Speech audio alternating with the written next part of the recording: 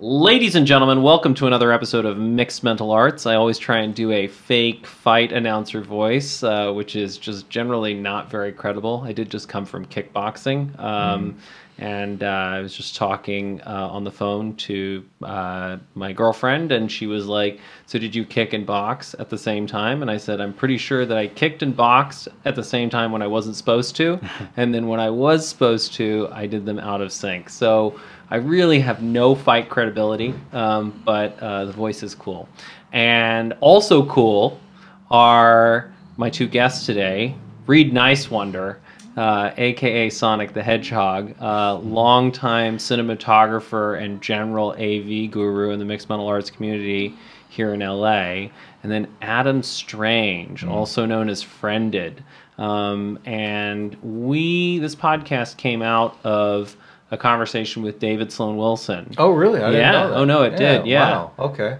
So David Sloan Wilson. So what happened was, Reid shared with me your video explaining Adam's video. Yeah. The first problem. Oh, you with the mean skeptic this community. episode? I thought you meant your entire podcast. Oh came no out no of no our no relationship. no no. You've known David Sloan Wilson before you started the Mixed Mental Arts podcast, I'm assuming. No, we actually. I mean, it's pretty funny. I mean, this speaks to the age of the internet. So Brian would always be like, "Hunter, how do you find these guests?" And it was always like very funny because it would be like, I would have a question, I would have some topic I wanted to understand, I would then go to Amazon and search for the best books on that topic. That's the best way to do it. I'd scan through not even really the top 10, like maybe the top 3, plus picking out a couple of interesting titles, figure out what was the best one, and then reach out to that person, and about 95% of people wanted to come on. Wow. And a lot of the time, like, I didn't really understand who I was speaking to. Like, you take someone like David Sloan Wilson, and you're like, "Oh, this guy wrote a book on this. This sounds good. Oh, it's called, Does Altruism Exist?" Or Darwin's Cathedral was actually the first book of his I read. And then, you read the book, you're like, "This is a great book." And then you get him on to talk about it. And I remember there's so many conversations that I had with David like a year or two ago where he was telling me things that I didn't really believe. He was like, all this science can change the world. All this science is like really life impacting. We have to get it out there. And I just remember being like, "Okay, dude, think about the topic of evolution, how toxic and polarizing that is. Really, we're gonna work on moving that." And now I realize he was right. I don't think it was very toxic and polarizing until... Well, maybe evolution has always been toxic and polarizing, but it was, in my youth, the idea of evolution was never toxic and polarizing. It seemed to come in with like the culture war, so to speak. So, and specifically with a lot of the books that came out around the early 2000s, like the atheistic books, I think reignited any kind of hatred for evolution. That was stewing away. Well, I mean, I think those culture wars have sort of ebbed and flowed over the last 150 years. Definitely, yes. But they certainly have become much more intense, essentially, since the end of the 90s, 2000s, with our buddies over at the New Atheists. The Four Horsemen. The Four Horsemen, yeah. But anyway, so I can't remember if it was because I shared your video with David. Your video that I got from I shared Reid, it to you, and then I shared it with David. And then David was like, "This is amazing. Do you know this guy Friended?" And I was like, "Yeah, we've done a couple of live streams together." And then just sort of out of that, realized that we should have this conversation. And a lot of this conversation, it's conversations we've had, but then it's also conversations that we've had, really about what is science, and then what does it mean to practice that in the age of the internet, and how are we trying to create a healthier scientific community. And the walls of that scientific community, there are none. It no longer stops at the ivory tower, but essentially we now live in an age where everybody is constantly practicing some form of science, whether it's good science or bad science, but they're all engaging in meaning making. They're all telling their stories about reality. And essentially, we all need to, I think there's a couple of things that we need to talk about, which is one, how are we personally engaging in good science? Like, how are we questioning our own narratives? And then secondly, as a community, how are we curating an information space that we can all trust? It's tough. Poorly, very, very currently inefficiently. very poorly, yeah. Yeah, since fake news is trending almost every day, I think we're failing miserably. But historically, you always have to have the problem before you're forced to have Oh, the solution. exactly. Yeah, exactly. We're a very reactive species. It's difficult for us to forge ahead without doing things wrong first. For a very long time. We're so tribalized and polarized. What I'm focusing on with street epistemology is getting the conversation right, or trying to figure out how to have better conversations, and trying to demonstrate the scientific principle using those types of conversations. That's what I'm trying to do. And I mean, what you do with street epistemology, we generally wouldn't think of science as something you can do on the street. Yeah. So, I think it's worth just sort of clarifying then, what is science? Reid Nicewonder, no pressure. Oh, man. A way of not fooling yourself. I think that's a pretty good definition. Adam, what would you go for what is science? I am very much an empiricist, and I think of science as a scientific method where we set out with a hypothesis and we look for evidence to confirm or disconfirm that hypothesis. So much of it on the internet, though, is nobody ever sets out to disconfirm their hypothesis. They just confirm, critical thinking achieved, done. But that's most of human history, is people not trying to disconfirm. Oh, I think it's hardwired into us. I think it's Mm-hmm. very much. I think believing something that is incorrect is not necessarily you're not disincentivized from doing that enough. So, especially for people who don't have a lot of power in their lives anyway. So, I mean, when you're talking about politicians and decision makers and stuff like that, that's where we're running into trouble, obviously. And so much of that is they're forced to consult other people who have their own agendas. So, well, and that's part of, Larry Lessig, right? The only people that they're getting exposed to, definitely. And one of the most powerful things was just realizing that lobbyists actually write a lot of the legislation. Oh, yeah, now they write most of it. And, realistically, if you were a senator or a congressman, you're like, man, legislation is long and complicated. This is tough. Oh, wait, the lobbyists did my homework for me. Now I can just pass this off and turn it in. And, I think, so there's a guy who I've known for a while. He's in the mixed metal arts community, Ladon Jiracek. And what he wants is WikiGovern, where essentially you would have a wiki where, there are plenty of lawyers, industry specialists all over the country and ultimately the world who could come together to crowdsource legislation and write that legislation.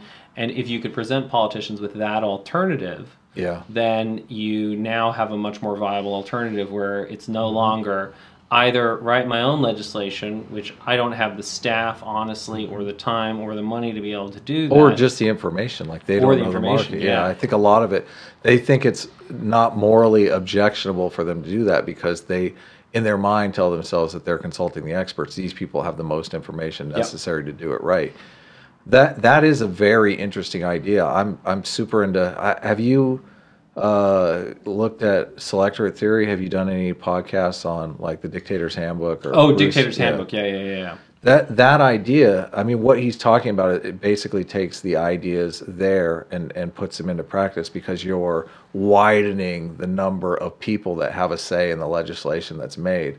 When you narrow the number of people that have the influence in the legislation made, it becomes instantly more, it's easier to just pay these people in private rewards than to pay them in good public policy. The wiki idea would definitely pay a large swath of people in public policy. All the people who went to the wiki would have a vested interest in the outcome and would put their own their own understanding into that legislation. I'm curious how that would work out, though. Well, Because in the wiki community, you know Yeah. that people lord over wiki pages, like certain people. Oh, just, I'm sure they do. Yeah, so I'm wondering if it would go in that direction as well. I don't know, but there's a great overview video of that from CGP Grey, Rules Oh, for really? Rulers. Oh yeah, Yeah. Yeah, selector theory. yeah, Yeah, that's a good one to check out. But I mean, I think that's the thing is that, you know, I think in general we sort of have to start to approach these things from the perspective of, you know, it's great to have all these theories, but we have to try a lot of them out in reality and then see what happens. So you try out, I mean, you know, the wiki technology exists. You create wiki govern, and then you see how it pans out. And if in practice what it devolves into is like, you know, Pam in, you know, Arlington, Virginia or whatever, right, has established, Yeah. you know, control over this piece Dominate, of legislation, and it's totally like, then that's unhealthy. And then, you know, you have to evolve and iterate mechanisms to make sure that it's actually inclusive and responsive. Yeah, like science, you know, experiment and then adjust based That's on right. the results. Yeah. And also, like science, when you realize that there is a systemic bias in the people who have that power and authority, such as the weird bias within academic science, right, then you have to make a deliberate effort to pivot. Now, obviously, people that we're fans of, like John Haidt with the Heterodox Academy, are doing some of those things. But the point is, I think the larger question is, what is the role of the academy in the 21st century, in the age of the internet? And that's a large part of what I wanted to ask, especially you two, because you are such netizens and also people who care so much about science. I remember walking out of my last class in college and like thinking to myself, I don't really know a lot, and I've never been so curious as like walking to my car after my last exam to want to actually know things and figure out things. And I spent the next few years just digesting as much information as I can, the stuff I wanted to learn about that I never had the chance to, and the internet is just great for that. Yeah, and so, you know, I mean, obviously the conversations around safe spaces and, you know, pronouns and all that sort of stuff, which I personally think is a bit of a tempest in a teacup. I don't think that it's where the world should be devoting its attention right now, but I don't control the attention of the world, so it's going to do what it's going to do. But you know, I mean, I think the reality is that, you know, there's certainly a lot to be said for the fact that college campuses have become safe spaces. Like, even when I was in college, I thought of it as summer camp. It was amazing, right? Like, you couldn't fail. It was a consequence-free environment, and there were waffles on Sunday morning. Like, what wasn't there to love? There were activities for the campers. You know, we could play ultimate frisbee. Like, it was all of that. But part of it is that what that intellectual safe space meant was that it was incredibly dull. There were so many things that I wanted to learn about, like you, Reid, that you were never exposed to. And then, like you, after college, I just started reading and have learned way more since college than I ever learned in college. Yeah, me too. Definitely. And I think, you know, aren't most of the problems being had not really in the sciences? Like the problems that we're talking about, I think, are more in the humanities. And it seems like the humanities are trying to appropriate the scientific method to prove things that are just that could not be proved by science. Bypass it Yeah, I think like the whole idea that gender is a social construct. Like they're appropriating the scientific method to somehow prove that, but that's gender is a social construct, right? But how well as a social construct does it, you know? Apply to reality. Yeah, it's a taxonomy, right? Yeah. You know, I mean, a species is a social construct. And then we argue about... yeah, I see what you're saying. You're saying in the strictest sense it is a social construct. Yeah, of course. Because we define these things like a lion doesn't know his Latin. Yeah, of course. And, you know, and then in practice, you know, Darwin had this problem. They're going a bit further. I mean, I've seen clips online where they're talking about there's no biological differences between the sexes. That's a difficult one to prove scientifically. And I think if you took that idea over to the biology department, you'd be laughed out of there. But of course. somehow they backdoor this into this into the humanities department, and suddenly the humanities are doing science. So I mean, we're I think talking about two different problems there when you're talking about academia. Well, I mean, I think firstly, there's a couple of things. Put two problems out in front of the public, right? And, we've actually seen these two problems put out in front of the public. On the one hand, you have this, there's no biological difference between men and women, right? Yeah. The public feels qualified to answer that question, right? They're like, I've looked at my private parts. I've seen the private parts of the opposite gender. They're not biting. They're not biting. On the other hand, if, for example, and I know someone who tried to do this, you try and put out in front of the public the idea that people like Richard Dawkins are not responsive to the latest evidence on evolution, right? That's not a problem most people can digest. Totally. They can't tell the difference between those two things. They can't suss it out. Yeah. So I think part of the problem is that people, it's a question of what problems. Maybe that's why they're more interested in the gender thing, because they can suss it out. And the other thing they just turn their backs on. I mean, this net neutrality thing that's going around now is the same kind of problem. It's so complicated that the normal person, and they have no frame of reference in order to make an accurate assessment of it, so it just kind of pushes it away. The gender thing has to be more enticing to them because they it's have also sex. Yeah. True. They have a heartfelt opinion on it, where the other thing they might not. I think the religious people are drawn to Dawkins just because they do have that heartfelt opinion on it. So. Well, I mean, I think that so there's a great. Have you guys ever read A Billion Wicked Thoughts? No. It's amazing. So they do basically they take all these porn searches and then analyze them for patterns in human sexuality. But one of the points that they make in the beginning of the book is that nobody ever got angry with. I can't remember who they picked as the example, but let's say Röntgen for his theory of X-rays, right? Everybody got angry with Kinsey for talking about sex. Oh, exactly. Right. Yeah. So physics problems are just not that emotional or provocative. Like, how dare you, say that the Pauli exclusion principle? Like, nobody's going to get that upset about that. We don't have a moral stake in those. And the interesting thing about Haidt for me is that he does separate all of those ideas into, is this a moral question, or is this like for X-rays? There's no moral question on whether or not X-rays are good. So so there's I think there's that, and but then sex is always moral based, And then I'm feeling a little like, why are you reading this book about like all these searches? Yeah. No, I'm just playing. But I mean, I mean, there are people out there that would say ban that book, right?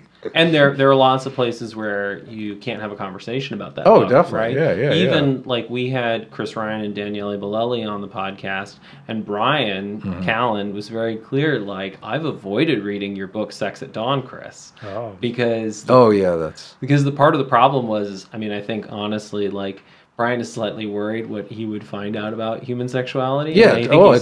No turning back from that. Yeah, book. exactly. Because Brian's running joke is like, Yeah.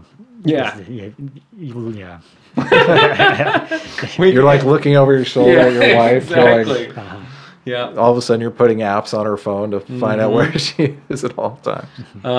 So anyway, but I think these problems. There's a real asymmetry of what problems people can digest, what they can sink their teeth in, and then also how far up the information adoption curve you have to get before you can begin to parse out these problems. Like, the three of us have, we've dived deep into evolution and, fallen down the rabbit hole of multi-level selection and Haidt and all this sort of stuff. Yeah. So we're now at a stage where we can appreciate these distinctions, but the majority of people can't. In the same way, not at all. In the analogy I use is like, if Brendan Schaub, Brian Callen, and Joe Rogan are having a conversation about MMA, like, exactly. I don't know. Yeah. So you need enough context to be able to parse out these problems. And I think the real challenge in terms of like science beyond the academy is that the people in the academy are so far up the adoption curve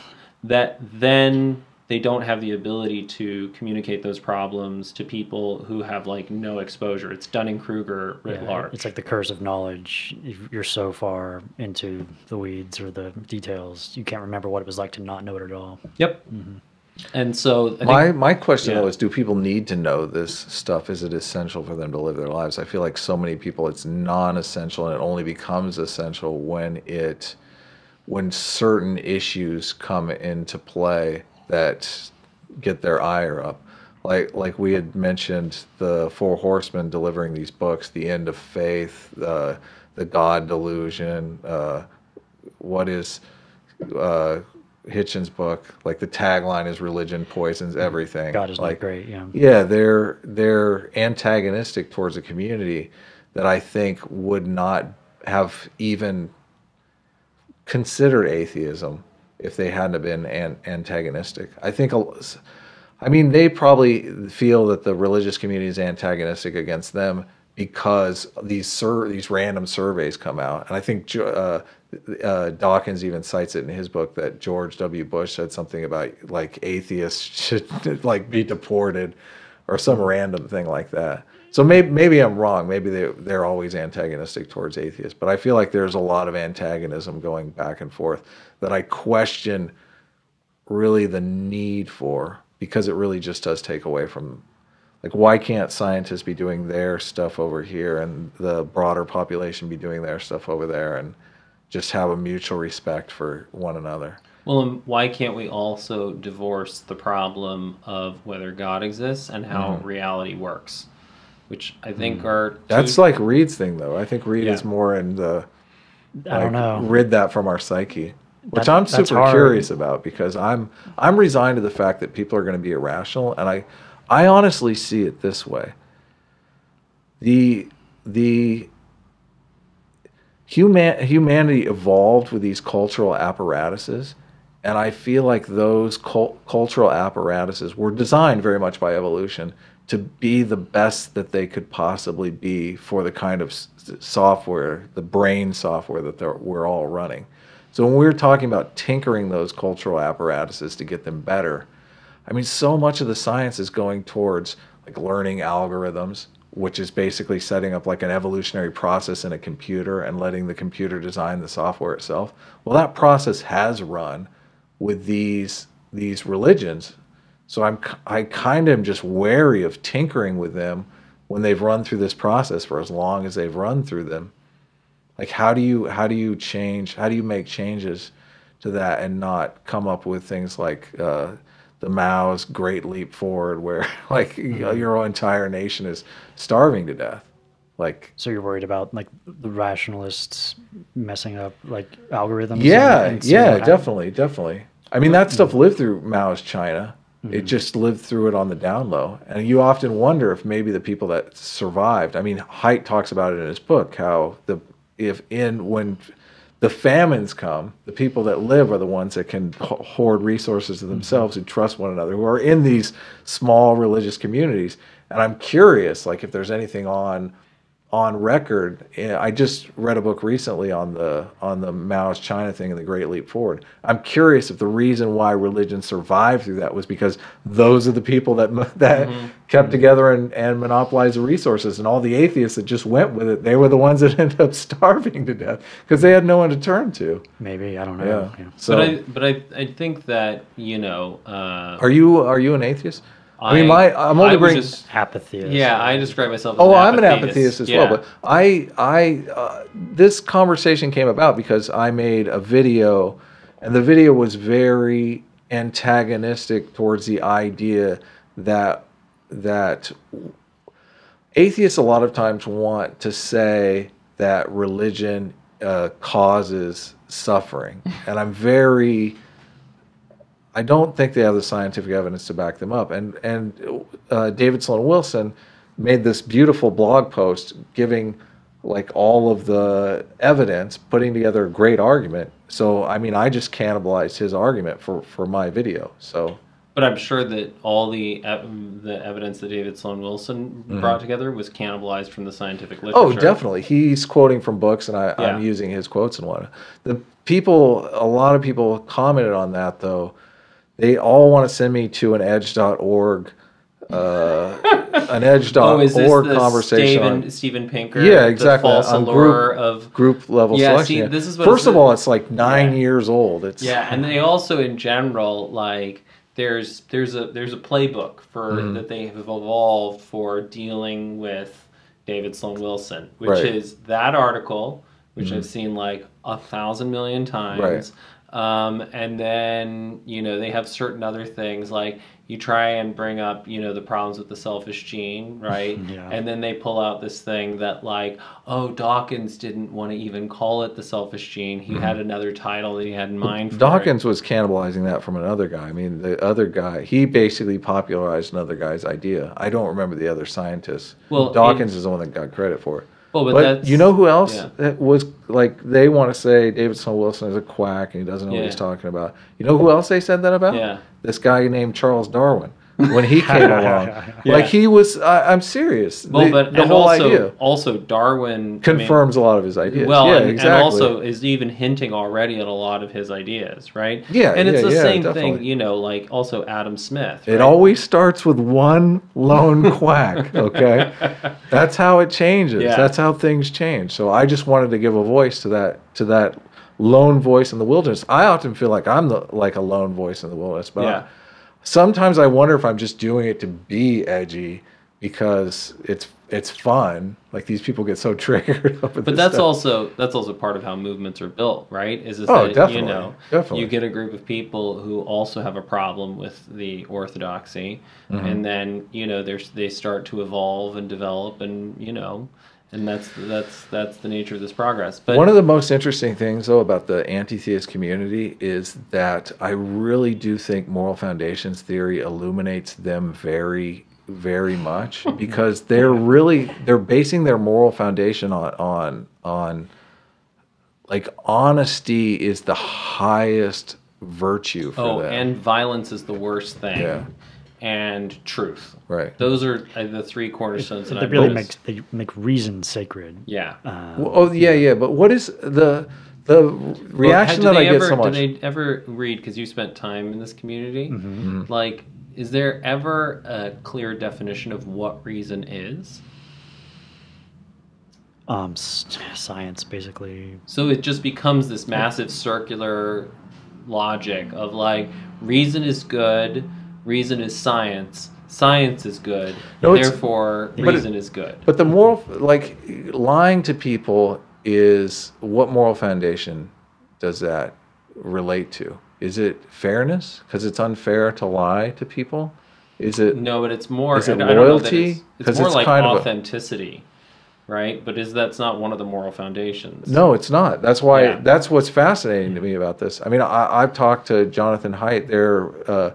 I guess there's a disagreement with him and the group that he is working with on moral foundation over property rights. Like intuitively, I think property rights is one of the moral foundations. Like you hear people talk about when their home got broken into or when their car got broken into, they're like, I was violated, like someone was in my space. But isn't that a sacred thing? Isn't that because the home is sacred? Sanctity? I don't necessarily know, because I don't think it's the sanctity of the home as much as it's like nest building. Like we all have this idea of we're building a nest and this is our stuff. Like nobody comes to my nest. And in the animal kingdom, like guarding territory is like such a natural thing. And even tribes would have guarded territory in that same way. It seems like a moral foundation. Yeah. I mean, I only bring it up because there are others.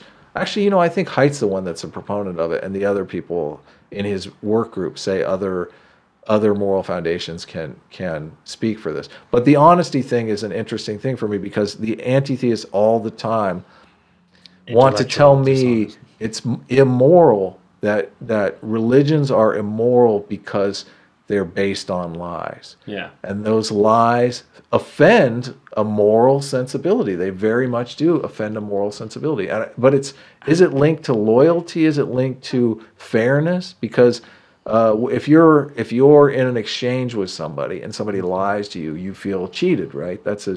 So I think it might be related to fairness, cheating. Yeah, but it's also, I think, a large part of it is it comes out of this very strong dignity culture, right? And so a lot of it is about dignity, propriety, Like, there is a way that civilized people should behave. Yeah, maybe. And civilized people should tell the truth. And anyone who doesn't tell the truth is uncivilized and, base and low. I think they just feel irked because they feel lied to. They're like, I believed this stuff for a while, and it duped me. The central idea of like new atheism is, don't believe because it's not true, and speak out because it harms. So I think it has to do a lot with harm. Oh yeah, the care harm, but that's both. Those are both the liberal foundations: the care harm and the fairness cheating. It's pretty much all liberals. So maybe the fact that it's a lie is just the post hoc reasoning, and the real thing is the care harm. But they feel like religion is harming people. I guess you can't even really have a constructive conversation with them to do the cost benefit analysis, Well, and that's because what I'm saying. they're a cult, and they're No. they're particularly a cult that the worst cults are not the cults that know they're a cult. It's the cults that think they've escaped cultishness, and so therefore they just have naive realism the most hard. Yeah. Like, they naive realism all day long. What binded all of the atheists together originally, I think, was against the. And the are harm you of talking anti-theist or atheist? Because I try to make that anti-theist, distinction. pretty much like Because I myself am an atheist, but I'm I'm not against I religion. think it had a lot in the to broadest do sense. with gay marriage and trying to harm. fix that. And what happened when gay marriage became like legal? I think new atheism. They had to move to something new else. atheism split up, like so now everyone has their own like pet issue. Right. And Fight the patriarchy. yeah. Religion is patriarchal. So now they have different issues, like trans issues and everything. Right? So they just go to the next thing, but then the other science, some people were against religious people about gay marriage because they're just against science. They're like, it's just not. Like, But the central tenet is religion is evil. Like that's great because you could always substitute whatever like comes along for the why is religion evil. Like if religion is all of a sudden, let's just say religion is not against gay marriage anymore. Like there's gay priests. Like you can no longer say religion is evil because it's against homosexuals. Like now you have to say religion is evil because, well, I know it's untrue. But it's like humans. It's, as far as I'm concerned, human history is cargo cults all the way down. Yeah. That's our long history, and there have been a series of cargo cults. Communism was a cargo cult. Nazism was a cargo cult. I know what the cargo cult is, but some of our listeners may not. So the story of the cargo cult is basically in World War II and the lead up to World War II. American bombers were not fast enough to be able to. We did not have the flying range to be able to bomb Tokyo directly from the United States. So they had to engage in island hopping and capture all these like tiny little islands. So they could get. Oh, I got. So you. they could get in bombing range, and so that's why there's all these battles in World War II. We're on these tiny little atolls and like little piece of nothing islands that you're like, why are you trying to capture this? And it's just literally because it got you one step closer in terms of bombing. But they would come in with some religious cult just to pacify the... No. So what ended up happening is that suddenly you have these Papua New Guinean Highlanders who are Stone Age people that have been isolated from contact with anyone for like 50,000 years? 10,000 years with the sort of like the large Eurasian hive mind. Yeah. Wow. And then all of a sudden they have these World War II era bombers flying overhead, right? And this is obviously like I remember now. Yeah. Right? They're like, God's in the sky. Yeah. And then all this cargo starts falling out of the sky. Right. And in it, there's spam. Oh, yeah. There's metal. There's all manna this, from heaven. Exactly. And so, of course, they say, oh, my God, cargo. How do we get cargo? We need more of this cargo. And, they go off and they find where the giant metal birds are landing. Where do the metal birds nest? They find the landing strip. They watch. They observe. They see what's going on. And then they go back off into the jungle and they recreate the ritual. And so they build a giant, full-size twig airplane. And they all stand hundreds of men around it. And they go...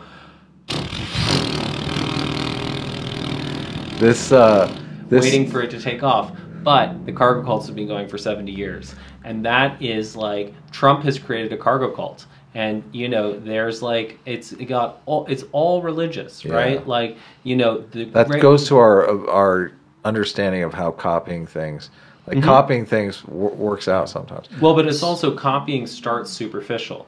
So that's one of Henrik's, I think, huge insights, which is that this copying starts superficial. So what do you copy? You copy the shape of the plane and you copy the sound. But you haven't, it takes you a long time to work in to figure out all the inner workings of how this stuff works. So in the same way, any of these fundamentalists, right? Like, there's a great line from a friend in the Middle East who says it takes 5 seconds to become a fundamentalist and a lifetime to become a Muslim.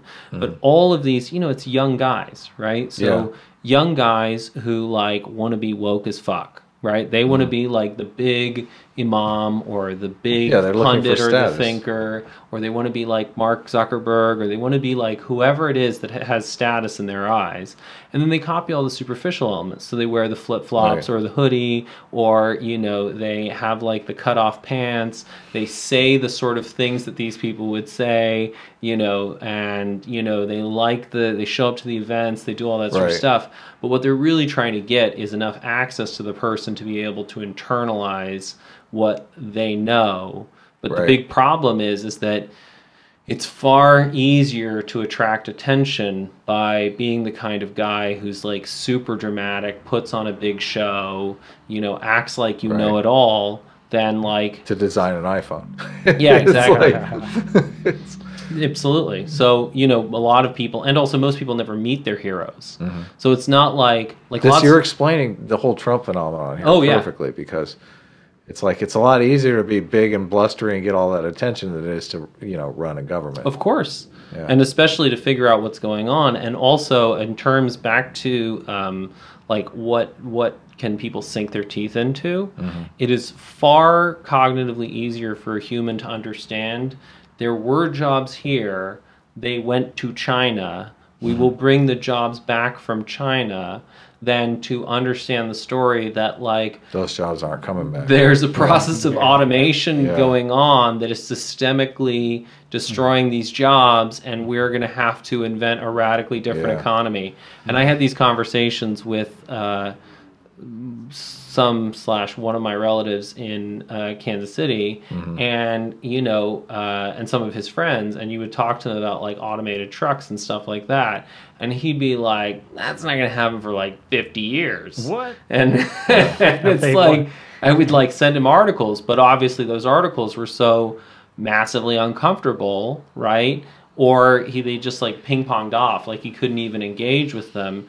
And it's far cognitively less demanding to believe in the cargo cult. And, he was like, what's Hillary promising? Don's promising to make America great again, but I don't know what Hillary's promising. Yeah. So nothing. Yeah. Well, and she wasn't. No. Right. It was an awful campaign. Yeah. It was terrible. But I think that's the reason why the cargo cult story is so important is because we have to be realistic about ourselves as, hypersocial apes, right? We want cargo. That's what we want. And because our causal intelligence is so shit, we don't know how to get cargo. And the real opportunity in terms of sort of now science being something that we all engage in is that it's okay for us to not understand where the cargo comes from, and that we can all gang up on that problem and constantly be testing out our ideas on the internet with street epistemology, with making better resources more accessible and more available, so we can all be evolving a cargo cult that more closely approximates reality successively. Yeah. I was drawn to Haidt just because I was a political junkie, and I was trying to figure out why conservatives I didn't understand them. So, I had my own selfish reasons to be drawn to this stuff. But you were attracted because it had more explanatory power than anything else. Yeah, definitely. I often feel that we would be better served if they taught the differences between liberals and conservatives in government class in 10th grade rather than teaching them about the political parties. And obviously they need to teach that stuff too, but this... Yeah, but that's also... Have you ever read Lies My History Teacher Told Me? No. It's actually quite good, But there's one of the best points in there is that he just makes the point that if you're going to have a viable history textbook, and it applies for obviously a civics textbook or anything like that, it has to pass approval boards in both Texas and California. So the point is to think about what is going to satisfy both Texans and Californians. It's got to be boring as hell. It's got to be. So that environment selects for this bland, inoffensive, just the facts, ma'am, approach to history, and the problem is that it's left everybody woefully unprepared for the modern world. Atheists, you'd think, would be the most open-minded, receptive people on the planet, right? I classify atheists. I have this shtick going where I do 5 different types of atheists. Nothing triggers atheists more than being classified. Yeah. So if you brought this kind of, which I mean, I believe the research is compelling. I mean, they talk about it all the time now in media, where liberals are more open to new experience and conservatives are more intent on order, like things like that. I mean, I could see even little stuff like that people being offended by. Just not like, that's not me though, and I'm a conservative. That's right. So, but we have to get past that. Yeah, and how do we get past that? Well, I think part of it is that I think there's a couple of things. One, firstly, the whole atheist thing, right? It's what was science a solution to?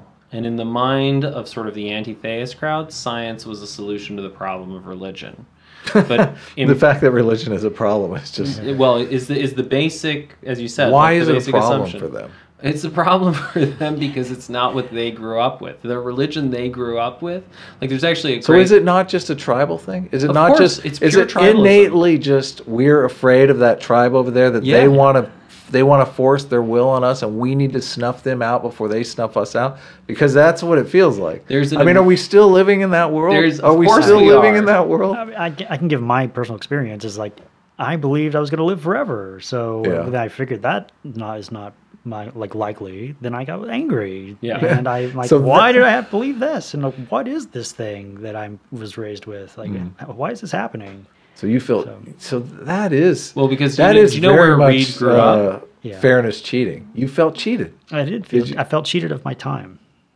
See, okay, we're getting somewhere now. And also, that's the moral foundation. Reid, where did you grow up? Tell us about that. On the Tennessee border between Virginia and Tennessee. You know how I get around that myself? Because I must admit I felt a little cheated myself. I mean, you find out religion. Sam Harris very much looks at religion as a failed science, and that's the least interesting way to look at religion. It really is. Yes, it is a failed science, obviously, right? But there are so many other interesting things going on. I felt a little cheated, but I've kind of worked out that, I mean, I have a very ethical core. Like I believe in honesty. Like I think I've read enough books on game theory that say turn the other cheek is the best strategy. It is the best strategy for people. Otherwise you get in these tit for tat, warfare. This is what hides the happiness hypothesis is all about, Totally. Like revenge struggles going on between clans and individuals across the United States is not good for people. So I get around that, okay, well, it was a waste of time and I'm not going to live forever. It still left me with a core ethics that I think is better for me psychologically. So, but a lot of people reject that. I think they don't get past what you're saying, and they think the lie was worse than, well, a lot of people don't want to admit that religion did anything good for them at all. Like they say my ethics came from inside me and I was that way, I was that kind of person, and religion just held me back. Like I could have been the Dalai Lama if it wasn't for religion. Like that's their attitude. Religion is so much just an attribution for morals. You could replace God with good and pretty much anything where people would say I don't know that it's the same though, because without that 70% of the time. Without that carrot though. Because you fell for the carrot. You did. Without that carrot, would you have internalized it and made it virtually habitual? Because a lot of these things are like, you were talking about kickboxing, right? Like, so much of that is getting your body in, like, this is the habitual way that I act. I am honest habitually. Like, there are so many times when I think, man, if I could just lie, this thing would be so much easier to solve, right? But I'm habitually that way, even little things, like to my own detriment. Because of the values of Christianity? Because it was, well, I'm assuming because it was instilled into me habitually. I mean, instilling things into ourselves habitually, I don't necessarily think are bad. Like instilling good eating habits, they often become habitual. Like bad habits become habitual, smoking, those kinds of things. Like, how do you get those habitual habits without the carrot that isn't real? Like, that's the problem for me. I think a lot of times we need like prestige, myths. We need these dramatic, stories that we can figure out these values from. Like that's how we've done it for tens of thousands of years. Well, and you need role models. And but anyone can do anybody can understand that you're going to live forever. Like thinking like, okay, you're going to be Steve Jobs. Who's Steve Jobs? Like a kid, you can tell. I don't know. Yeah, but I think listen, and to be fair to the anti-theists, since that's what they care about so much, like, the basic problem is that you have, I think most of the problem of religion, right, is just simply human abuses of power. Like if you have that's in any institution, and that's the point. Is that it's not a function of institutions with some sort of god or supernatural or mythological creature. It's just that humans will find ways to abuse their power. And to say that we should ban Hollywood because there are sexual predators in Hollywood who have abused their power, or that we should ban government because it's a little excessive. Is incredibly excessive and actually would just open up other problems. Well, other institutions for the abuse of power. Exactly. So I think the main thing is, I mean, for me, science was not designed to combat religion. It was designed to combat naive realism. It's a response to that specific psychological problem. And to get us to Mars and which is also important. There are things, impossibilities that we wanted to overcome. I mean, that's right. Can we just get to Star Trek already? Yeah, that's what I want. I'm down. Yeah. If you read Ray Kurzweil or any of the transhumanists, I mean, they're talking about people are gonna like the immortality thing that you feel so jilted about. Yeah, but isn't Ray Kurzweil a secular millenarian cult? Like the promise of salvation. They call it the rapture of the nerds. You don't think in 100 years we'll figure out cellular DNA and we'll be able to make people 25? Well, I'm guaranteed that we'll figure out lots and lots of things, right? There's technological You don't progress. think immortality is coming? You don't think immortality is really coming? Maybe it is, but I think that... What about you, Reid? Doesn't it seem like just 50 within the next 300 years? I don't know. 300 years? Okay. Yeah. But you're saying it will be here. I mean, it's a technical problem. It's a technical right? problem. Yeah. I don't know. But I think that's the point is that there's obviously the technical problem, and then there's soberly dealing with all of those things and being intentional about what we want to do as a community and what really serves our goals, what are our priorities, all of that. And then there is our community. Well, I mean the community as a whole, hopefully the whole human community. And then the transhumanists, though, have a lot of really influential people that are dumping a lot of money into this. Yes, they are, because they want to live forever. Yeah, obviously. And if you're rich, why wouldn't you want to live forever? Like, you got the best deal going. Potentially. I mean, anyway, I think... we're getting derailed a little bit. But. Well, all I'm saying is that, like we had KMO on. I don't know who that is. Is he a transhumanist? And no, he's a big podcaster, but, he's essentially gone through a series of secular cults. He, Oh, really? Oh, yeah. That's he was a techno-utopian, sort of all the Kurzweil stuff, singularitarian. Oh, so that's where you know stuff from. Yeah. And then he was like... Because he originally was at Amazon, made a bunch of money at Amazon, then blew all that money from Amazon that is supposed to last forever. Suddenly, his worldview goes from techno-utopian, libertarian, singularitarian to suddenly switching, and now he's like a peak oil guy that thinks like the world is going to collapse, all of that sort of stuff. And, now he's sort of evolved to a more moderate position. But That's hilarious. The point is that, you know, it is that cargo cult mentality that we have, and there are, you know, sort of cargo cults that are around salvation, and suddenly all our problems are going to be solved, and that psychology sets in. And then there are doomsday cargo cults of like, we're all fucked, it's all going down, like, you know, whether it's a zombie apocalypse or, you know, the rapture or whatever the hell it is. The human mind just has, there's a certain pattern to the stories that our psychology creates again and again, and then it just builds those stories. It confabulates those stories from the raw material of whatever particular culture. So obviously, if you're steeped in Islam, you're going to make stories that are drawing on that source material. If you're steeped in Christianity, it'll be drawing on that. And if you grew up in this weird world of like technology and all of that. I've read too many Kurzweil books. Yeah, I love, I mean, and listen, I love Kurzweil's books. Like, I think they're great, but there's no doubt that there's sort of like, we're talking about technological progress, we're talking about exponential curves, we're talking about all of that, and then there's that point where we're just like, wow, Ray has not really dealt with the loss of his father, and it's coming out in these ways where... Well, we're having the conversations that Ray predicted kind of right on schedule, though. The AI thing, I think if you look at AI...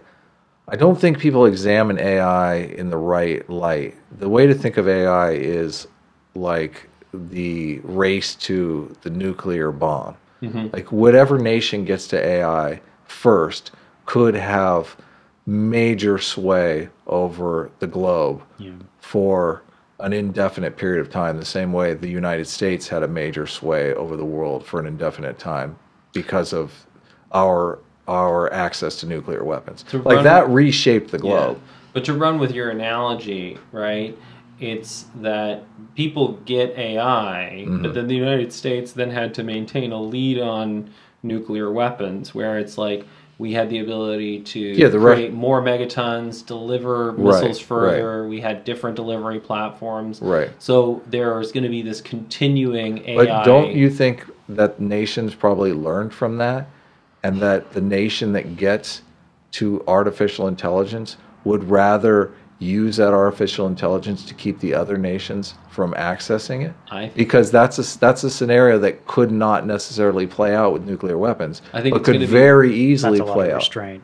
Yeah, what's that? I don't know. Go ahead. Well, I was just going to say, like, I think you were talking about restraint.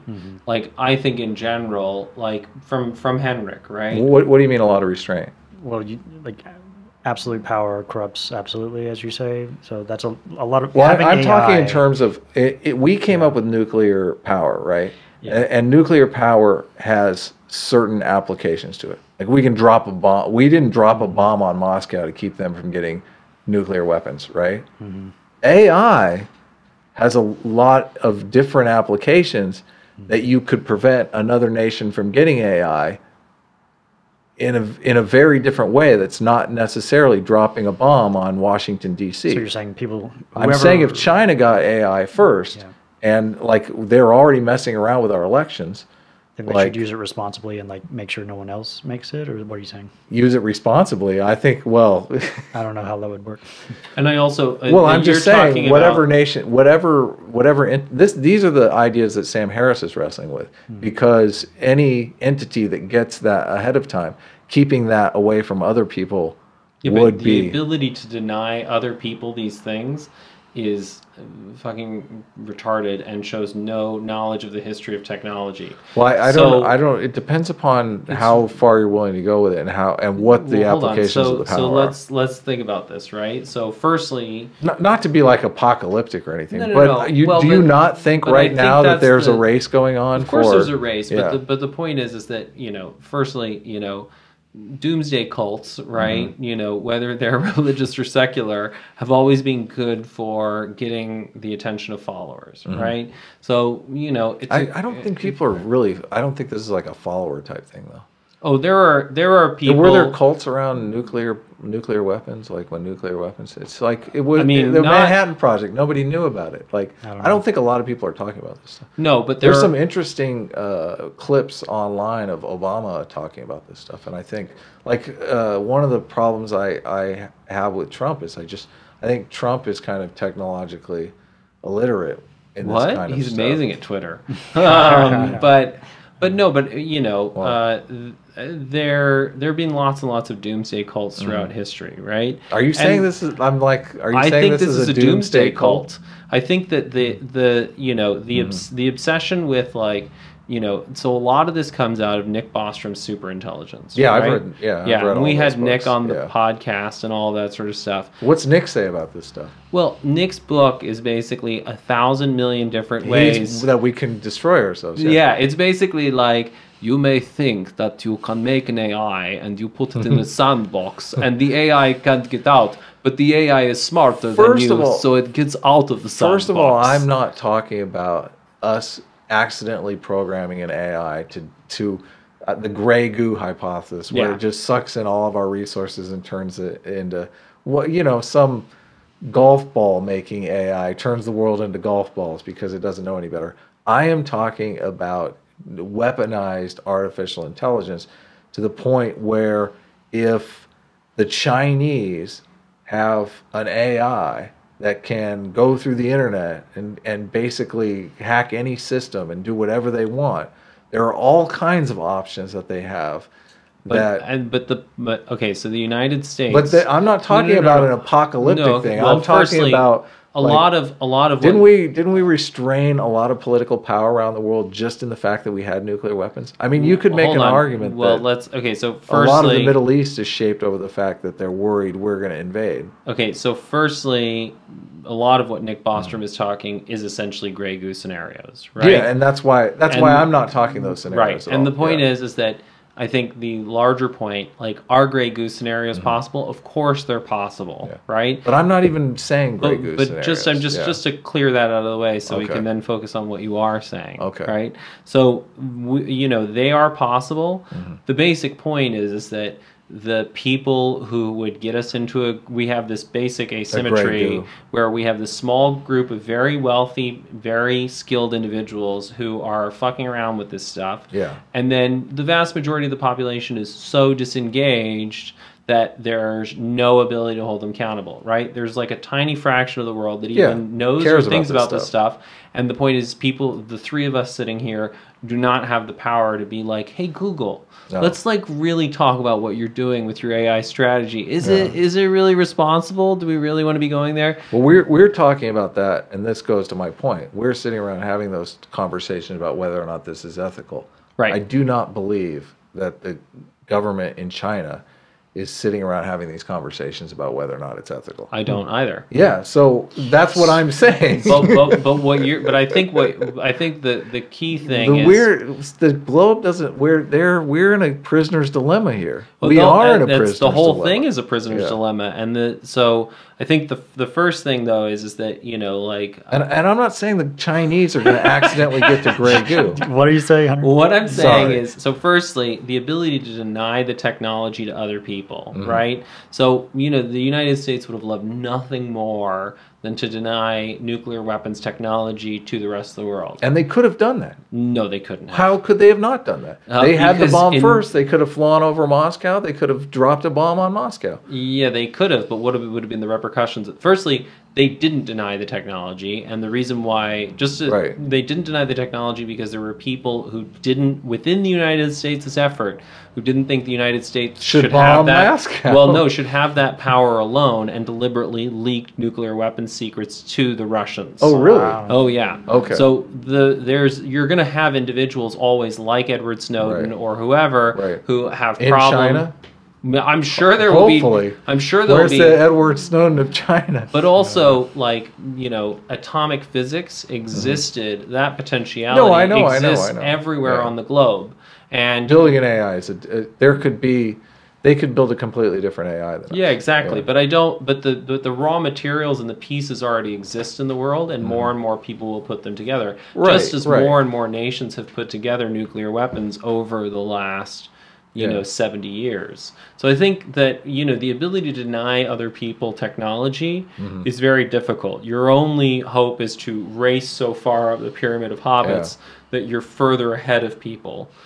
Yeah. So I think that's the first thing. I think the second thing is that, yes, we are absolutely in a prisoner's dilemma. And the only real solution to any of this is to essentially form larger and more cooperative groups that can, hold, that can make community decisions and hold people accountable, and that, we can all create good buy-in. But we're forced to have more of that situation as the weapons get more powerful.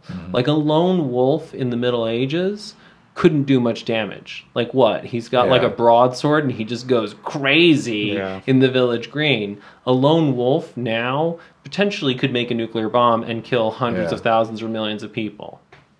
So the more all this technological power is really going to force us. That's Bostrom's idea all the way, though. Like the lone wolf doing damage, ordering up some botulism from the internet and that kind of stuff. It's totally possible. I'm more interested in like the state actors, because I think. Well, but I think the real question is, what about non-state actors? So if you look at all the singularitarians, techno-utopians, right? They're not affiliated with a state. They're not as organized as. Oh, really? Maybe, I don't know.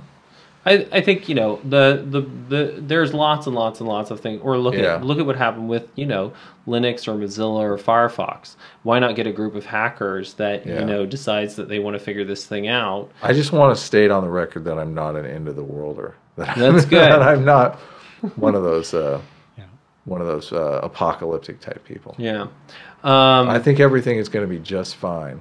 Well, but I think that the real question then is, there's that hope, Obama, but then what is the plan? Well, yeah. So part of what we were talking about before the podcast is a blockchain for science. Right. Essentially a mechanism where there's a community ledger, and we have the mechanisms to basically check and verify everything we know. Now, that essentially already exists. The AI is going to get in there immediately and mess around with it. The Chinese AI. But, that essentially already exists, right? Like the 60 million scientific papers are there. The 130 million books are there. All those resources are there. The problem is that, again, in terms of problems that are hard to bite into, it's often very hard for people to know that they should be checking their narratives. Their narratives often make sense to them because of naive realism or for whatever reason. Do you think you can get people to check their narratives? So I think a lot of times the point is not to check them. No, I think that's the whole point, is that historically that's how cultures have operated. I think that going forward, and in fact I'm pretty confident on this, you're not going to be able to make a living simply by running the old narratives of your culture. Because, Alvin Toffler has this great quote: the illiterate of the 21st century will not be those who cannot read and write, but those who cannot learn, unlearn, and relearn. Yeah. So we're all going to have to be, because of technological progress, super aware of what we know, what we believe, why we believe it, and then be checking everything constantly, doing that self-inventory to update those beliefs to keep pace. So we're going to have a much more reflective, much more self-aware society. And the real driver and the real pressure is just going to be financial necessity, right? And not even necessarily financial necessity. Even if you reach a world of universal basic income, Star Trek and all of that sort of stuff, your status, you're not going to be able to compete on the status norms that are going to evolve if you're not constantly upgrading your cultural software. Right. And so, the reality is that in order to satisfy your hardwired biological, psychological needs, right, William James said, the greatest desire in human nature is to be appreciated. And if you want to be appreciated by this community, then you're going to have to engage in that sort of behavior. So there are evolutionary pressures that I think are forcing us to have to do that. And this is where I will agree with Kurzweil. Like, I don't think that previous progress is a good predictor of where we're going. I think we're reaching one of those inflection moments like the agricultural revolution or the industrial revolution. Wow. Yeah, I don't know that I necessarily agree, but the measuring people's status by their academic knowledge, is that what well, I don't saying? think it'll be their academic knowledge. I think that, people are measured that way. In definitely, some but communities, yeah. not all people, though. No. Yeah. And, I mean, very often, right? Like, much of how we measure status is through money, right? Yeah, definitely. That is a proxy for, oh, you have a lot of money, therefore you're powerful. Or, oh, you have a lot of money, you must be very smart. Or, oh, you have a lot of money, you have the ability to get things done, right? So that's that's been a proxy for the last 200 plus years, right? If you're now moving into a world where essentially, firstly, there's the raw capacity to meet everybody's basic needs, right? And secondly, because of innovation and because of technology, that you can acquire a lot of skills, have a lot of status, and then suddenly overnight your skill set becomes worthless because it becomes automated. Right. Then that's a bad situation. That's a bad situation. So we can no longer have those status mechanisms based on how much money you have, because through no fault of your own, you may suddenly find your job automated out of existence. Right. So if that's the case, then what are our status mechanisms going to be? Well, I think that it's basically going to be around how much value do you contribute to the community, and then also, are you engaging in the right sort of behaviors and process? So we appreciate people who are, humble, reflective, listen, empower the crowd, and those are the sort of people that are going to be celebrated, is rather than say, the people who are bombastic. And this is very much the point of Ed Hess's and Catherine Ludwig's Humility is the New Smart. Yeah, which you just had a podcast on. Yep. Can't wait to hear that, yeah. Yep. So I think that's the culture that will have to evolve. And it's not going to be, like, look at KMO's experience, right? KMO is in one culture based on... Who's KMO? KMO is this guy who was at Amazon, made a ton of money. I gotcha. Yeah. And, he's in one culture, he has 1 cent, and then he loses all of his cash. Now he's in a different culture, yeah. And then he's in another culture. Culture jumping is very popular these days. I mean, well, it's very possible these days. Yeah. Because of the internet. Yeah. Identity is just a set of beliefs. That's right. So we need to kind of make a more permanent culture that allows us to adapt. So it's like an adaptive culture. So and a culture that views culture as tools, not as identity. Yeah. Because that's the big problem. That's going to be huge. Is it's that a even huge possible? Paradigm shift. Well, of course it's possible. You're talking about me being end of the world, and then you pull that out, it's just not going to happen. Seriously, come on. What do you mean? You don't think that's going to happen? Well, people's identity is wrapped up in their beliefs. I mean, I can't imagine that changing. That they almost select their beliefs to be, people can change their beliefs easily to adapt a new identity. They say, I want that identity, so I'll believe those beliefs. So yeah, and the question is, what identities are... It's not that you're not going to have identity, right? But what identities are going to be the one that are going to set people up to thrive, survive, get status, all of that? Just in a practical sense, I mean, you see people on the internet that they adopt a political ideology as an identity because they realize that I can have more status. If I'm black and a woman, I can have more status as a conservative because there's not a lot of black women conservatives, so therefore I will stand out. So they're not necessarily adopting conservatism because that's the way they feel and it's an ideology they believe in. They're in that tribe, I can achieve a higher status.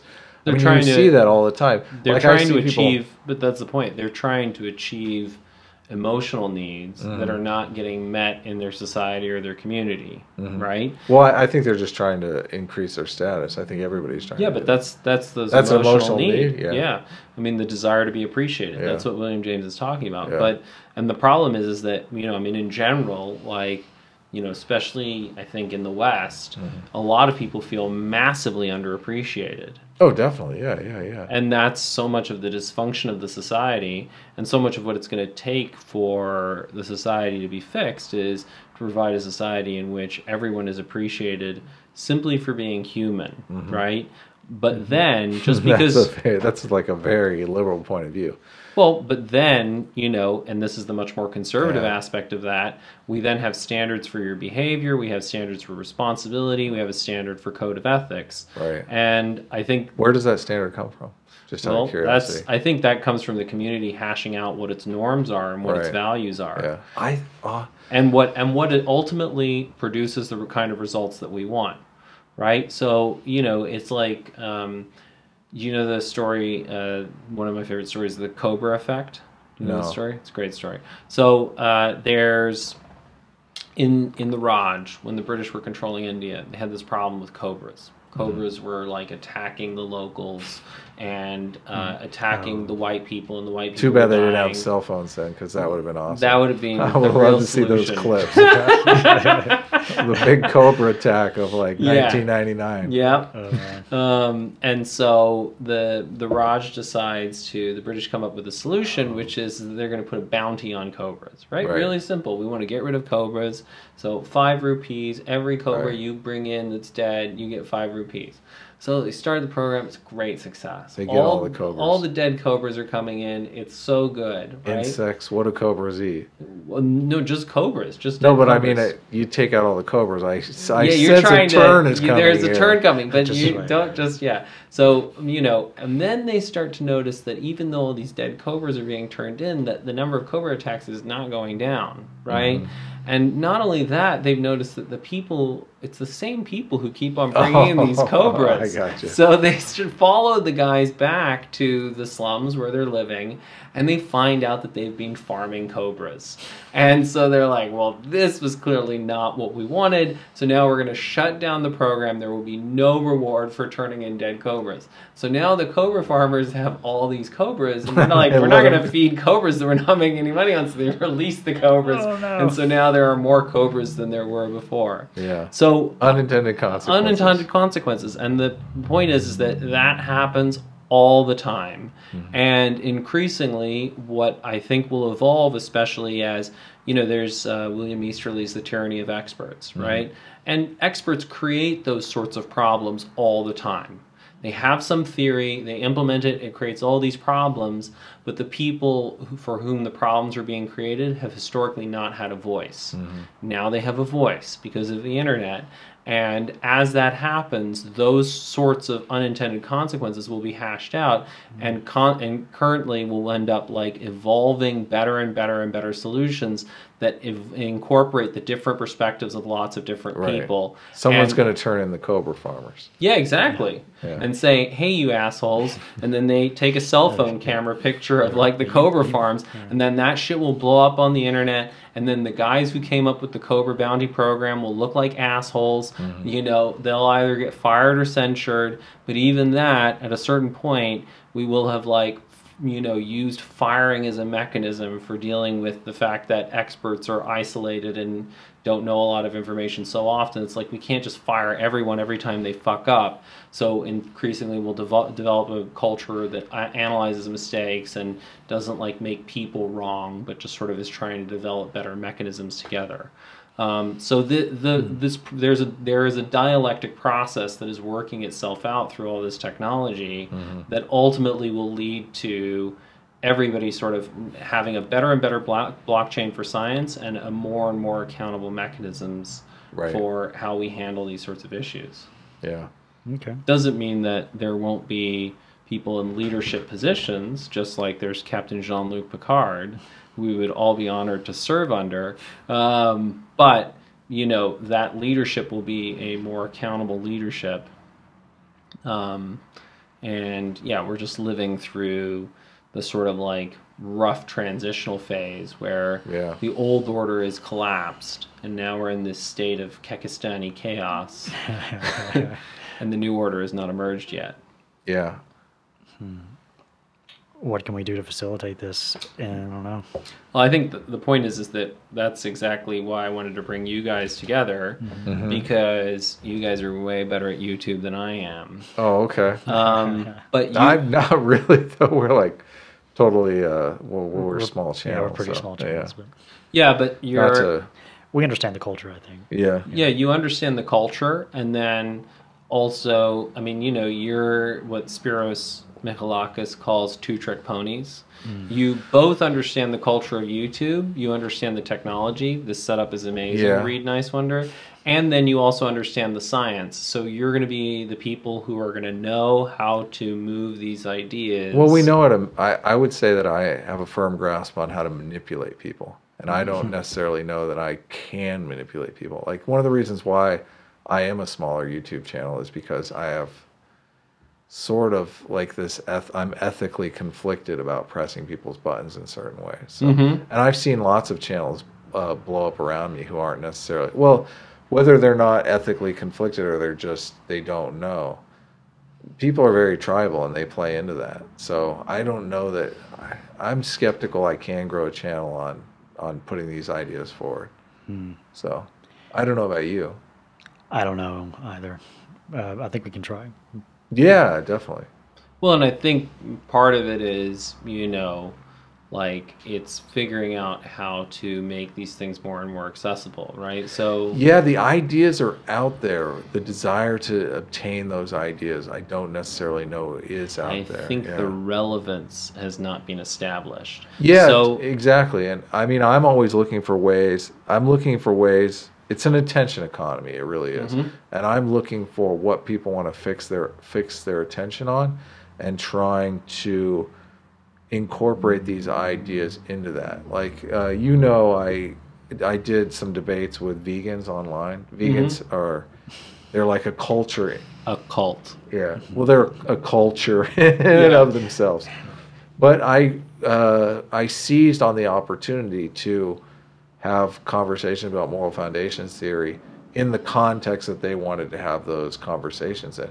But I mean, I was very open about it. I said, you know, I'm only having this conversation because I'm interested in ethics, I'm interested in morality. I'm not remotely interested in veganism.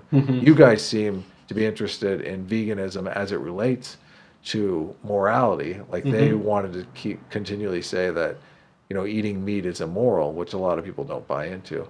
Right. So I was just telling them, matter-of-factly, you know, as long as you're talking about veganism, I have no problem. But as soon as you step into the moral arena, I mean, that's my thing. That's my jam. That's what I'm studying. So, yeah. So when things do, I mean, with the anti-theist thing, like when it touches on morality or ethics, then I'm completely interested. But you really have to seize on the topic that other people are interested in. I think that's the key to getting them getting people involved in the Trojan horsing it, essentially. Yeah.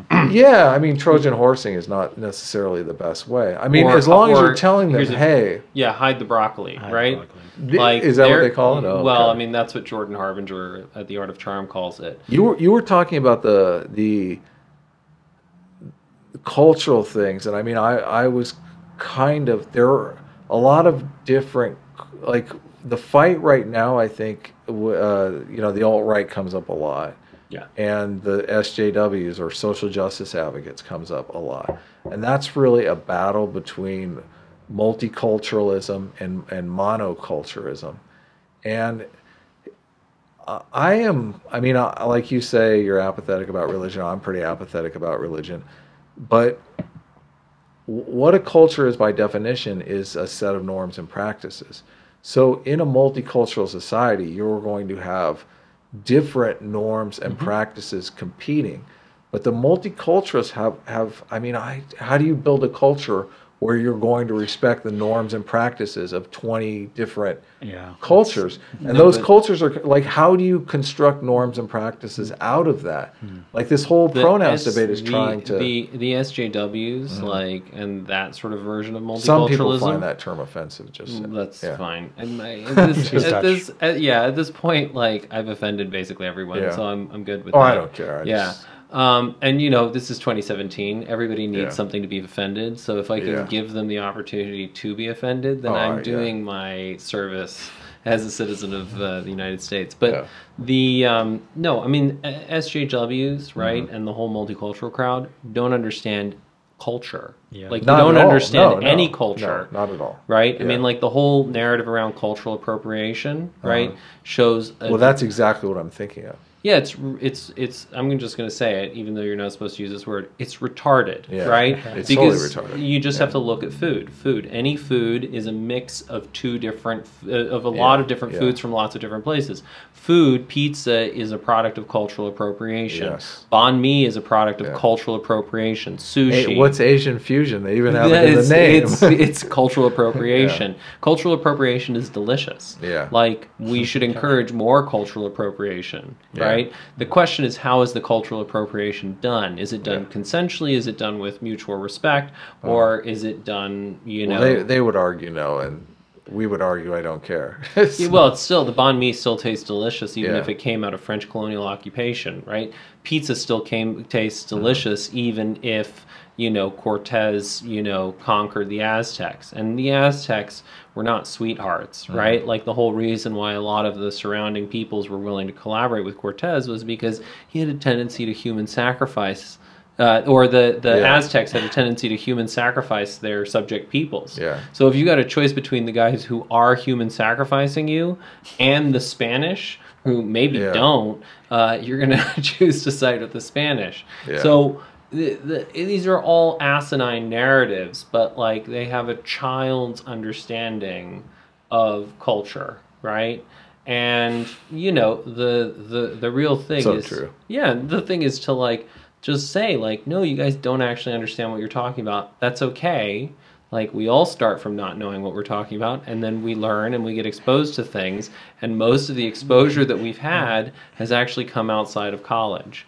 But they're like, getting, like, that's what I think is so silly about all the SJW and all the pronoun stuff is these are teenagers. They are dumb, right? Like, people in college, I was dumb. I'm still dumb, right? I'm less dumb in certain areas, but there are many areas in which I'm a total fucking idiot, right?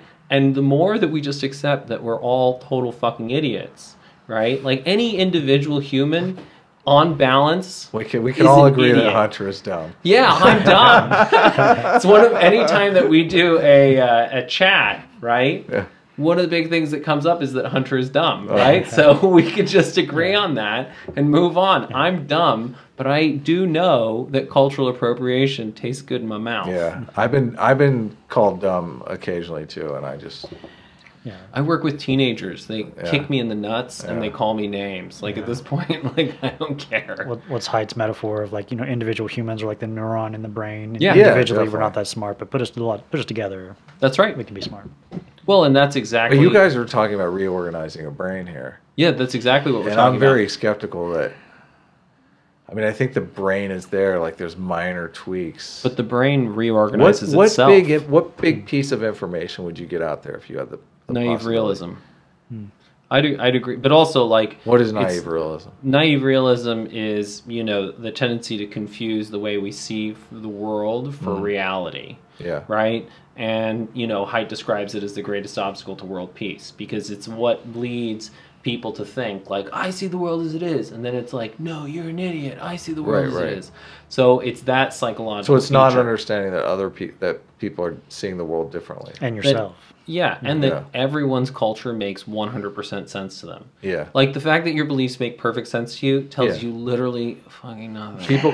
People call it common sense. Yeah, exactly. And they don't realize that it's only common to them. That's right. They're the only ones that have that. Yeah. But, and then also we have the mixed mental arts belt system, which is these sort of 9 ideas that we think people need to get out there. But I wonder if I have them all. You probably do. Yeah. I think you're pretty close, yeah. Yeah. Naive realism. Am I a Neo yet? Yeah, pretty woke as fuck. So, I mean, it's naive realism, culture binds and blinds, which just takes Haidt's morality binds and blinds. I'm all three of Haidt's, yeah. Yep. The Dunbar number. Thinking and feeling are always linked, Descartes' error. Yeah. Awe is the mechanism for blind copying of culture. Right. Yes. That's the blue belt. Purple belt is learn, unlearn, relearn. I've done that over and over again. Yep. I was deep in the liberal level for a long time. Yep. Innovation is idea sex. Comes from the mixing of different things that have never existed before. Yeah. That's what creativity is. Yeah. Is exactly right. So the red belt is kintsugi, which is basically that, it's sort of building off the same idea of the height brain neuron thing, but essentially kintsugi is the Japanese art where when you have the pieces of a broken pot, rather than throwing away the broken pieces, you put them back together and fill in the cracks with gold. Okay. So really what the red belt is about reframing. So you see it as trash, right? Broken piece of pottery, but you can reframe it as opportunity. Right. And that's the basis of resourcefulness, which is really how we solve our problems. Exactly. Yeah, totally. And then the black belt is, so the white belt is you are in a culture, the black belt is you are in a cult. And just realizing that this cultishness is not something that we can escape. It's a baked-in feature of our brain. That's what I always say. A cult is just a religion that you're not in. That's exactly right. Yeah. So you basically have the mixed metal arts belt system down. This is why I'm a patron of both of you guys. Yeah. Atheists hate that, though. Of course they do. Or anti-theists hate that. They can't. That's blasphemy. It is. It is. That's blasphemy. It's funny because, like, trying to have these conversations with them, there really is. Like, you use the word blasphemy, which is technically a religious term. What other word that can you use in terms of blasphemy? Like, what substitute is there? What secular substitute is there for blasphemy? Problematic. Heterodoxy, heresy, but No, heresy is something that you're not something. But it's blasphemy is very much about speech, something that you're not allowed to say, which is, I guess, speech prohibition. I mean, it's a mouthful. No, but I think this is also like, this is a Western problem, right? What is? What's happened is that, the West, every culture builds a myth of its own greatness, right? We are great because this, right? And if we continue to do this, we will have prosperity and all the good things in the land and all of that. Sure. And make America great again. Yeah, make America great again, right? Yeah, we need to continue to do what we were doing when we were great. Islam is the answer. Everything was great in the caliphate. We have to return to the caliphate. How do we return to the caliphate? We embrace Sharia law. And if only we would embrace Sharia law, then, all the blessings of Allah would shine on us, right? There's a book called The Rational Optimist where he talks about, I can't remember the author, but he definitely... Because we've had him on, I think, a couple of times. He definitely sets it up in the very beginning that we have this idea that it was great back then. Yeah. But if you just look back then, there was a lot of plagues and shit going on. Exactly. Like it was not that great back then. Yeah, I think a lot of this is why I was bristling when you were like pointing you're an apocalyptic figure at me, because I'm very much not an apocalypse. I mean, we don't have to worry about the apocalypse until it happens, and we can all worry about it together. And then if it does happen, we're either dead or we just have to deal with it. I wonder what those people in World War II thought when the mushroom cloud, like Ridley is Matt Ridley is the guy who wrote the Irrational Optimist. That's right. But anyway, I mean, I think that the point is that the Western cargo cult, right, is based on the idea of reason. It's based on the idea of science. This is what makes us, free speech, discourse, all these sorts of ideas. These are the sacred tenets. And then there are these threats to that, which are superstition, religion, irrationality, emotion has always been kind of uncomfortable. Like, there are all these things that are problematic. And so what has the myth the new atheists represent is just sort of like, that's the extremist version of that, where, therefore religion is the source of all problems, right? And therefore we have to avoid these problems of, emotionality. We have to avoid these problems of, that. But they essentially believe it's this basic problem that there comes this point with cultures where they believe they've escaped the problems of human nature. And, you know, you find it, like, it's one of the most interesting things is, like, the names of Native American tribes. So the names of Native American tribes tend to either be the names that they gave themselves or the names their enemies gave them. Because what would happen is that as you contacted them, you know, you meet some tribe, and then, you know, you say, oh, there's that other tribe over there. What are they called? And then they give you the name that you would give for the enemies. So a lot of these Native American tribes their names are actually names in languages not their own, and they mean things like snake or, you know, treacherous person or whatever it may be, right? And these are just... That's such a good tribe name. Treacherous person. Treacherous person, up to no good, you know. But this is a recurring pattern throughout human history, and it is a manifestation of that naive realism. We see things as we are. We're the true people, all of that sort of stuff, and those other people, and that's what the narrative around science and religion is. It's like, we see the world as it is because we have this magic method called science, and those other people, like, it's just all wicked superstition. And you even hear the rhetoric of the West, which is the Enlightenment. We all lived in darkness, and then there was this enlightenment, and suddenly there was light, and all the plagues were banished from the land, and there was no pestilence, and all the good things of the earth came forth. There was plenty and abundance, and it is a religious myth, but it comes from that same psychology again and again and again. It's something you've said before. It's like, we can leave religion, but we can't leave our religious psychology. Yeah, definitely. My question, though, is it takes a long time to get someone over that. Yeah, but they're not going to be... I think the new atheists in particular... There are some people that you'll pull off, but in general, most of them are going to be late adopters because their whole identity is wrapped up in the fact that they could never fall for this again.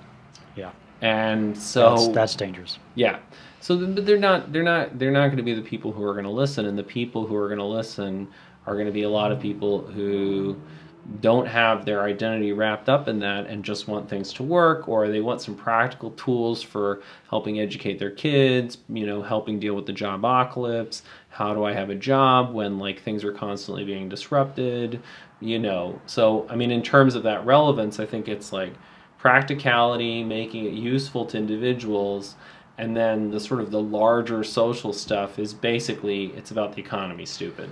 Like, how, like, because this is like Homo economicus, is, you know, all of that stuff, Kahneman, Tversky. It's hard to move as well, because the problem is people are like, okay, like, guys are arguing about this shit. I don't see how it's relevant to me.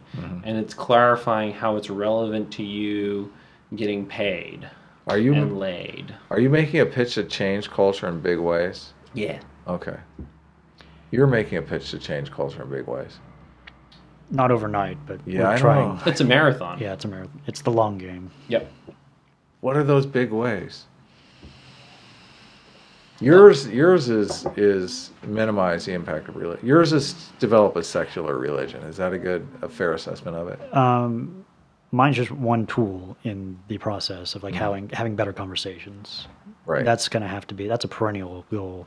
Right. So minimize tribalism. Partisanship, partisan divide, that kind of thing. And encourage reflection, intentionality. Like living the scientific principle. Yep. Of, you know, Which I would also agree with. And then I think there are specific manifestations of that, right? Yeah. Like, do we avoid mistakes, or do we analyze and embrace them? You know, are we emotionally aware? But essentially, they're all, like, a lot of these things, they can all be classed under the umbrella of, like, living the scientific principle. I'm like a truth junkie. My ultimate goal is just truth for completely selfish reasons. Like, I don't necessarily know that it's possible to change society in big ways. But you can't achieve. So if you want truth, you can't do that individually, because you are just one neuron in the brain. Yeah, definitely. So if you really, because that's my other thing too, I'm soaking in as much as I can, right? Well, but it's the same thing. Like, I also, like, a lot of these big questions. Like, I would love answers to them. But I know that I can, like, try and read books for the rest of my life and try and figure them out individually. But I've now reached a point where my understanding is such that I know that me trying to do it as a single neuron is like a dead end. The real thing is to make a healthier hive mind. Because Yeah, if you changing institutions. yeah, and if Yeah. you make a healthier hive mind, then you're gonna like these answers are gonna be figured out much faster. Institutions change so slowly and by really seems like means that are beyond any one of us, obviously. So Well, but I think that's the opportunity is that institutions change themselves slowly, but you can get these ideas out there and ultimately create a reformation and create enough external pressure that everybody knows that the emperor has no clothes and holds the system accountable. yeah, The printing press moved a lot of ideas really fast. Yep. The internet can do that. Yep. I think. yeah, I don't know. That's the great I'm challenge. skeptical. That's the great challenge. So much of it is power. Well, but absolutely, but Yeah. the I hate using that term because it's like the privilege plus power people have just destroyed. When I Well- speak of power, I mean in terms of like, Resources or yeah, exactly. Whoever's controlling the resources has the power. But I mean, they've taken that into privilege plus power. I don't know. Yeah. there's also, I mean, it's not. I just, mean in the dictator's handbook type of. there's resources and there's also status, right? Status is part of power, right? Well, status comes from resources, though. No, I not mean, you gain your necessarily. status. Dawkins has status, but he doesn't have resources, not massive resources. Yeah, no, it's true. That is but true. he has big status within that community. Yeah.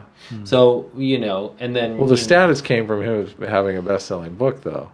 Yeah, but that's attention. Attention Right.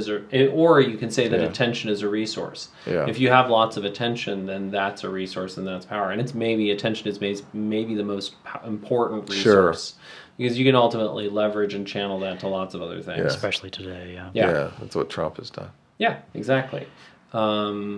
And that's basically the challenge is, how do we turn the attention of the hive mind away from, Trump and all these other things and focus it on the problem of how do we figure out what to believe Yeah. and how do we create mechanisms by which we can all trust what we believe and that are delivering, the need to be appreciated and then giving us all that good cargo.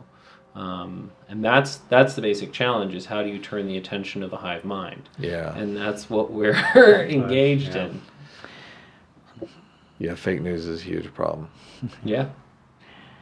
Well, Well, on that note. Do you want to end it there? I Yeah, was we wondering can. how we're gonna tie this Well, up. I think Do you have an outro or anything?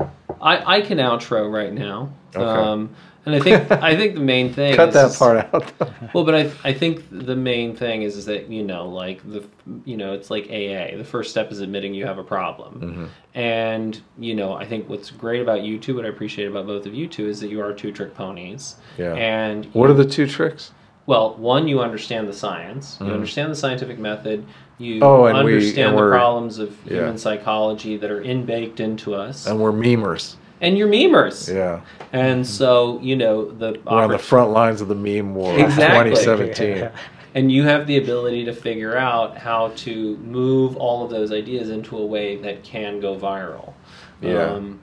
And that can be more accessible. And it's not, like in terms of intellectual ecosystems, I think that's the other thing too, is that it's not necessarily, like, so let's imagine, like the video that you made about David Sloan Wilson, right? Yeah. It's, what, like half an hour?